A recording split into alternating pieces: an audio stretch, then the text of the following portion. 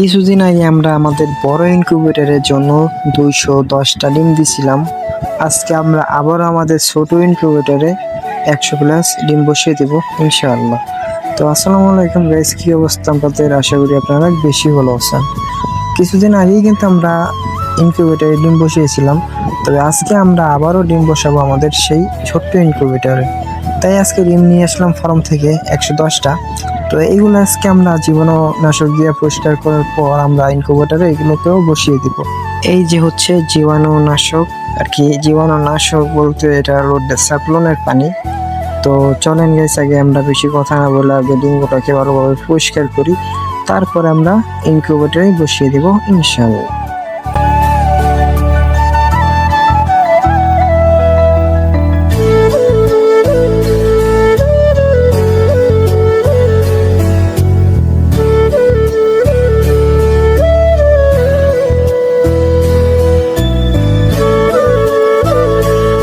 আজকে আমি একটা জিনিস ভুল করে ফেলাই, সেটা হচ্ছে আমি জীবনে এরকম করি নাই। তো ডিম মুছতে মুছতে আমি চারটা ডিম ফাটাই ফেলাইছি।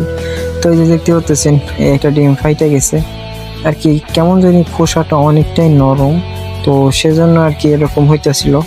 তো যাই হোক, এটা কোনো বিষয় না, ভুল করে 4টা ডিম ফাটাই ফেলাইছি। 4টা না, সরি 5টা ডিম ফাটাইছি। তো কি আর করার, 5টা ডিম আমার শর্ট পড়ে গেছে। তো এখন এগুলা কি করেন, আমার এখানে বরাবর 100-র উপরে দিতে হবে। তাই এখন আবার যাইতে হবে ফার্মে, আর ফার্মে যাই একটা দেখি কয়টা কি ডিম পাওয়া যায় নাকি।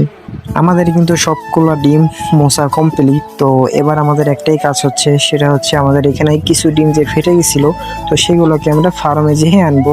আর ওই যে কোনে দেখতে পাচ্ছেন একটা, আর এই কোনে একটা।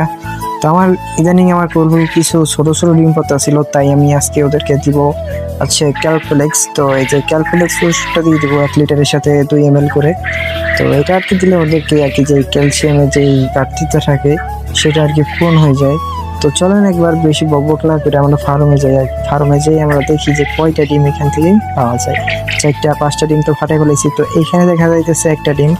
তো দেখা যায় আমার টোটাল 5-4টার মতন ডিম পাইলেই চলবে। তো এই যে অলরেডি একটা পাইছি, আর দেখা যাক কয়টা পাওয়া যায়, কারণ একটু আগে আমি কিন্তু সব ডিম উঠাইছিলাম আর যে কয়টা ওটা পারে। তো দেখা যাক এখন কয়টা কি ডিম পাওয়া যায়। তো এই যে আরেকটা পেয়েছি, তার মানে এখানে এসে 2টা, আর ওই কোণে দেখছিলাম 1টা না 2টা জানি। তো দেখি এখানে কয়টা আছে। আর এটা সব জায়গায় তন্ন করে খুঁজতেছি যে ভাই 5টা ডিম হয়তো লাগবেই, নাহলে আমার শর্ট পড়ে যাবে। তো 3টা পাইছি, তবে কি আর করার, 3টা ডিম দেওয়া হয়ে যাবে আপাতত, আর কিছু করার নাই। তো চলেন এই 3টা ডিমই আমরা পরিষ্কার করে ইনকিউবেটরের ভিতরে দিয়ে দেই। তো অলরেডি আমাদের পরিষ্কার করা শুরু করে দিছি। তো এই 3টা ডিম দিয়েই হয়ে যাবে হয়তো। তো যাই হোক, আমরা আগে ডিমটা পরিষ্কার করে তারপর ইনকিউবেটরে বসিয়ে দেবো ইনশাআল্লাহ। আমাদের ডিমের গায়ে যে আর কি লেখাটা লিখি, ওইটাও আমাদের কমপ্লিট। সবকিছু ডিমে আমরা লিখে দিছি। তো এটা লিখে দিলে আর কি ডিমগুলোতে সুবিধা হয়, যেহেতু আমরা হাত দিয়ে ঘুরাই। তো এখানে কিন্তু আমরা ইনকিউবেটরে ডিমগুলো সাজাই দিছি, আর ইনকিউবেটরে ভালোভাবে জীবাণুনাশক দিয়ে পরিষ্কার করে তারপর ইনকিউবেটরে বসিয়ে দিছি। তো এইগুলো দাগ দেওয়ার কারণ হচ্ছে আর কি আমরা হাত দিয়ে ঘুরাই, সেজন্য আমাদের সুবিধা হয় এরকম লেখা দিলে, আর কি খরচ দিয়ে দিই। তো আজকে আরেকটা কথা, এই যে আপনারা এই যে দেখতেছেন না, একবার পাততেছে আর উঠতেছে কেন, ওই যে আমি জীবাণুনাশক আর কি সব জায়গায় স্প্রে করে দিছি, সেজন্য আর কি এখানে ভিতরে পানি গেছে, আর সেজন্য হয়তো এরকম হইতেছে। তো এটা আর কি গরম পাইলেই ঠিক হয়ে যাবে ইনশাল্লাহ। আর হ্যাঁ গাইস, আপনারা কিন্তু ভিডিও দেখেন আর ভিডিওতে লাইকও করেন, কিন্তু পেজটা ফলো করেন না।